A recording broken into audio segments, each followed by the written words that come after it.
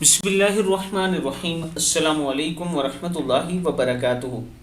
आबिद्राजा channel की तरफ से आज मैं अपने दोस्तों को रसूलुल्लाह सल्लल्लाहु अलैहि वआलिहि वसल्लम का एक फरमान सुनाऊंगा। आप दोस्तों ने इस पर ज़रूर अमल करना है। किसके भूखा रहने की अल्लाह ताला को कोई परवाह नहीं। हज़रत अबू हुरैरा रज़ी अल्लाह ताला अन्हु फरमाते हैं कि रसूलुल्लाह सल्लल्लाहु अलैहि वआलिहि वसल्लम ने इरशाद फरमाया, जो शख्स झूठ बात जहालत और जहालत पर चलना ना छोड़े तो अल्लाह ताला को इस खाना पीना छोड़ने की कोई हाजत नहीं।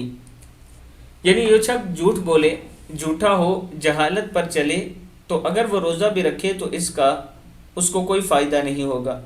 इस रोज़े का अल्लाह ताला को कोई परवाह नहीं होगी कि ये भूखा है।